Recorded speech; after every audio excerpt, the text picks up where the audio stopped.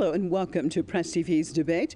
I'm Marzia Hashemi. Thanks so much for being with us. Well, the war on Syria has been going on for years now, and it seems whenever Damascus gets close to trying to totally rid the country of rebels and terrorists, the plot thickens as the Syrian military attained victory after victory in Idlib province, the last stronghold of militants in the country.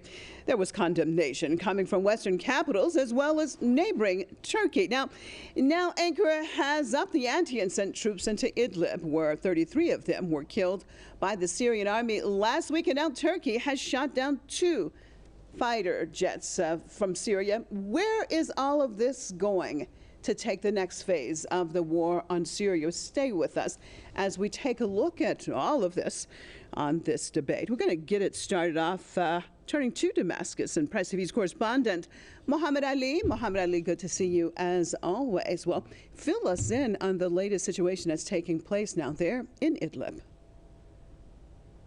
Yes, clearly the situation is escalating. Turkey sending more troops and reinforcements. The Syrian army also sending troops and reinforcements from Hama. Eventually, there are 2 front lines happening, one in Jabal al-Zawiya mountain south of Idlib, where the Syrian army advanced, and now Turkey is supporting the terrorists there to retake some of the positions they lost. And also we have another front line, which is Saraqib, which lies on the M5 international highway, where terrorists attacked several days ago and positioned themselves around that highway. Those are the 2 front lines. Turkey is supporting the armed groups with the artillery and tank fire, even with the drones. The Syrian army today announced that it has closed the airspace over northwestern Syria, particularly Idlib. And following that announcement, the Syrian army shot down 3 Turkish drones, while on the other hand, the Turkish side shot down 2 Syrian fighter jets. The pilots landed safely via their parachutes. Of course, the situation seems to be escalating further in the coming days. However, there is this meeting that is supposed to be held between the Turkish and Russian presidents Erdogan and Putin.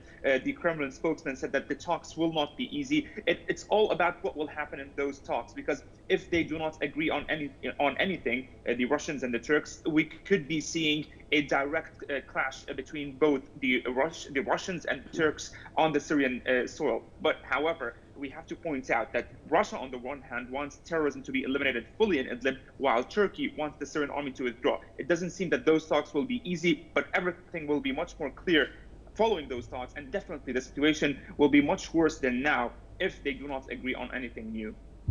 Thank you so much for that update out of Damascus Press TV's Mohammed Ali.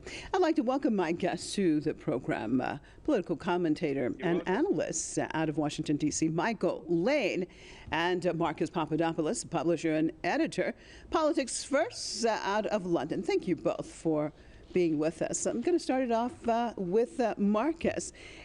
What is the goal, in your perspective, of Turkish President Erdogan being involved in Syria, especially this latest situation in Idlib?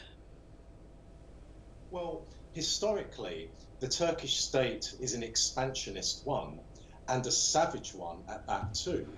And like Israel, Turkey submits spurious claims for when it invades countries and when it carries out crimes against humanity. And we are seeing that in Turkey. But we must also look to the history, because under the cover of the First World War, Turkey carried out one of the worst genocides in human history when it murdered 1 million Armenians on the pretext that the Armenians were a threat to Turkish security.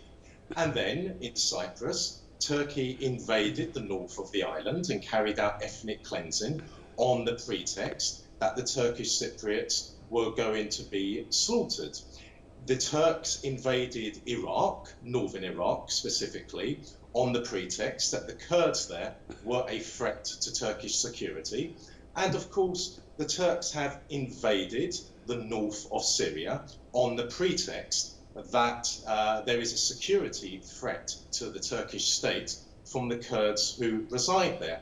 But as I said, Turkey is historically an expansionist state. And the real reason for why Erdogan deployed the Turkish army into Syria, why the Turkish army was sent to invade Syria, was to extend Turkish influence and power into the Middle East. And also, Turkey has long had territorial designs on that part of Syria. And there is no doubt in my mind that should Turkey be successful in retaining control over Idlib, then in time, Turkey would either turn it into a protectorate of it, or it would simply annex that part of Syria. Stay with me, Marcus. Stay with me, Marcus. Let me get Michael in on this conversation. Michael, why didn't Turkey abide by the Astana Agreement, in which Ankara and Moscow had agreed that there would be a de-escalation zone in Idlib province? Turkey would disarm and remove terrorist groups there. Why didn't Ankara do that if it wanted to make sure that it would keep its side of the agreement? Well, the Turkish government, particularly President Erdogan, does believe that that Syria and various forces in northern Syria are a threat to the Turkish government and to the Turkish sovereignty and to the Turkish people. So when it reached the agreement for the de-escalation zones and set up the observation posts and other things like that, it thought that it would be a status quo, just sit there, and ultimately over time something would be negotiated. Somebody forgot to tell President Assad that he was supposed to sit back and wait. He, of course, had a predictable desire to reunite his country. And so he ignored the agreement of a de-escalation zone and started an offensive toward Idlib to recapture that territory that was still outstanding. And of course, Michael, that was after, let me just jump in here, Michael, because that was also after many attacks by the terrorists against residents in various areas in Idlib, that, of course, that offensive took place. But go ahead. Yeah, I mean, it's a mess. Everybody's after everybody, and some of the sides, some of the forces there switch sides at will, depending on, what's in it for them on that particular day. So there's no doubt that it's confusing, and there's no doubt that it's a complete and total mess. But nonetheless, President Erdogan had the stated objective of protecting Turkish sovereignty and protecting the Turkish people.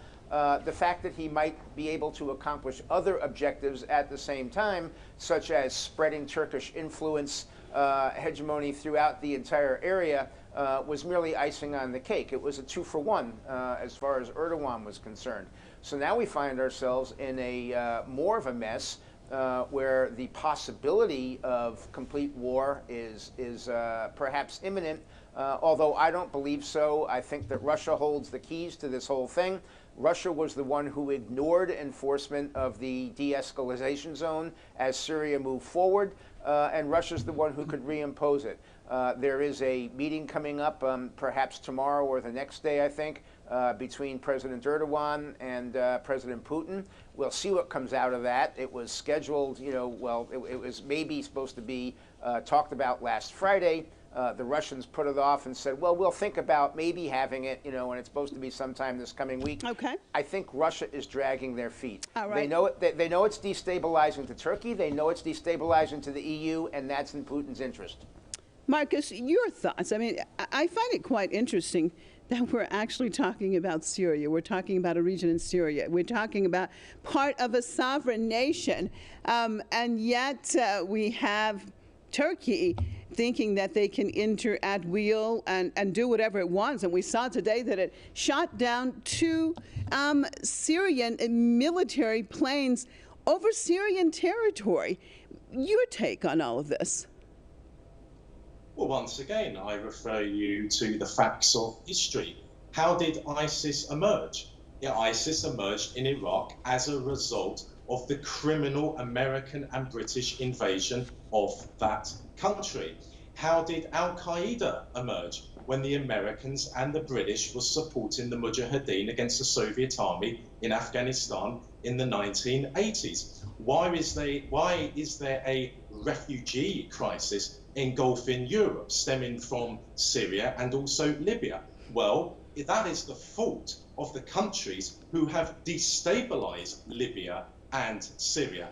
And in the case of Libya, those countries are America, Britain, and France, when they worked together with Al-Qaeda to topple the government of Colonel Gaddafi. And in the context of Syria, who destabilized Syria? America, Britain, France, Turkey, Saudi Arabia, Qatar, and also Israel. So yes, there is a terrible, terrible crisis in the Middle East, but that is the doing of the aforementioned countries. And in regard to Turkey, well, had Turkey not trained and armed ISIS and Al-Qaeda to fight against the Syrian people, if Turkey had not allowed its territory to be a training ground for ISIS and Al-Qaeda, then there would not be a refugee crisis engulfing Europe, because the war in Syria would not be to the scale that it has been had Turkey not played an instrumental role in attempting to overthrow the Syrian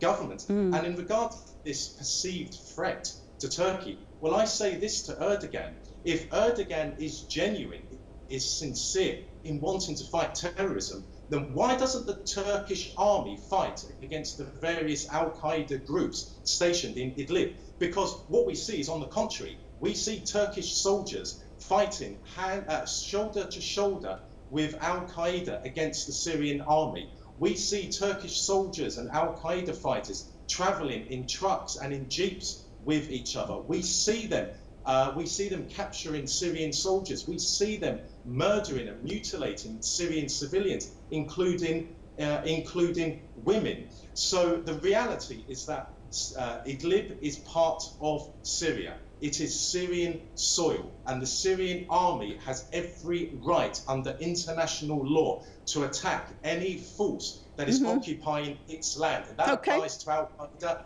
and to the Turkish army. Interesting point what you just made, Marcus, about actually Syrian forces having the right to attack any entity on its soil. What about that, Michael? I mean, where's the United Nations in all of this? Is it that the UN is quiet because some Security Council members don't like a Bashar Assad-led Syria? Thus, it continues to be silent about a sovereign country being attacked and occupying forces there? Your take on it, Michael? Well, I don't actually think the UN has been silent. I think it was just yesterday that the Secretary General issued a fairly clear statement holding Syria and Russia jointly accountable for the tragedy that is unfolding in Idlib. Yeah, I'm in silent against Turkey. I'm in silent against the invading forces, actually, Turkey. Well, okay, so you go back 2 years, and there was this de-escalation agreement that was reached, and the de-escalation agreement afforded Turkey the legal right to have observation posts in northern Syria. Those 12 observation posts that they had are now completely surrounded and threatened by Syrian troops. Now, I already stipulated in the beginning of the program that it's not surprising at all that Syria would want to consolidate their own land, their own territory, their own country, take over and assert their authority over their own territory. But that would be contrary to the de-escalation agreement that was reached. Meanwhile, Turkey is threatened because their planes are being shot down, their drones are being shot down. They lost 34 of their soldiers in an air attack on not in Turkish territory, in Syrian territory, of course. In Syria, no, in Syrian territory, yes. But remember, they have the authority to be there under the de-escalation agreement. So, and they also had, what about, you're talking about one side of this agreement, Michael. I mean, they also had the responsibility. They were supposed to deal with the terrorist groups inside of Idlib. Marcus, I see you shaking your head. Go ahead. We are absolutely correct. That's the agreement. You've had your chance. Oh, you've had your chance. You've had your chance. You've had your chance. It's stipulated that the Turkish army had to ensure that terrorist forces were removed from Idlib. Has Turkey ensured that? No. Therefore, Turkey is in breach of that agreement. Therefore, the Syrian military, backed by the Russian military and also the Iranian military and also Hezbollah, has every right to attack those terrorist forces and also their protectors. And I'm referring to the Turkish army. But as I said moments ago, the Turkish army has been fighting side by side with Al-Qaeda. The evidence is both overwhelming and irrefutable. And then we are supposed to mourn for the deaths of Turkish soldiers who have been fighting side by side with Al-Qaeda. No. Why should we mourn their deaths? They are not in Turkey. They are in Syria. They are fighting with Al-Qaeda. They are murdering Syrian prisoners of war. They are mutilating the private parts of Syrian women whom they capture. We should not feel sorry for these people. Al-Qaeda is a threat to the world, is a threat to the region, is a threat to Europe. And the Turkish army is also a threat to the aforementioned Okay, areas. Marcus, stay with me because we're getting limited, really limited in time. Let me get back to Michael. Now, Michael, your take. Is Turkey on a clash course with Russia? Because we saw Erdogan basically warning Vladimir Putin to get out of Turkey's way inside of Syria. I mean, what does that mean? Your take on that side of things? Yeah, I think President Erdogan is, if he hasn't already bitten off more than he can chew, he is certainly on his way to biting off more than he can chew. You know, President Erdogan has been an inconsistent ally and an inconsistent friend to almost everyone. He's playing all sides off against each other.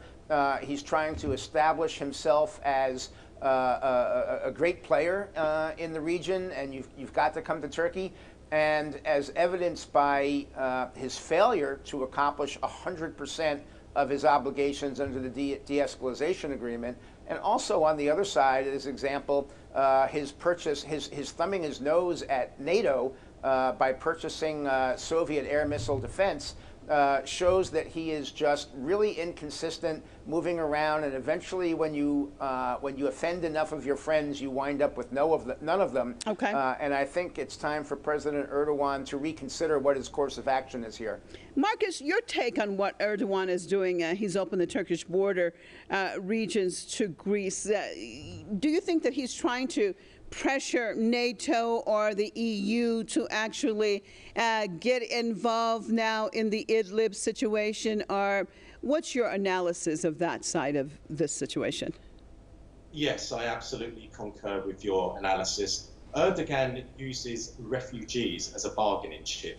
So when Turkey wants concessions from Europe, the Turks turn on the tap and Europe is awash with refugees.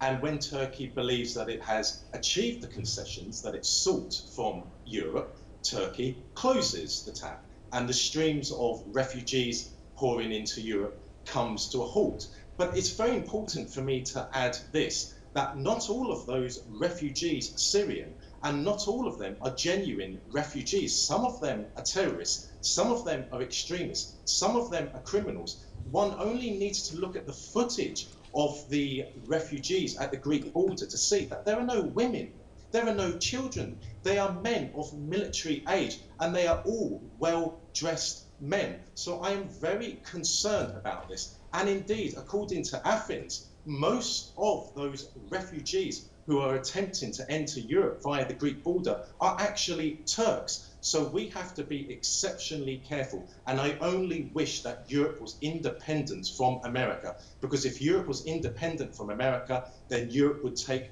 a firm and decisive stance against Turkey. Because my word, Turkey is not just a threat to the Middle East and the Eastern Mediterranean. Turkey is, as it has historically been, a threat to Europe. And on that note, so sorry we're out of time. Appreciate both of you being with us.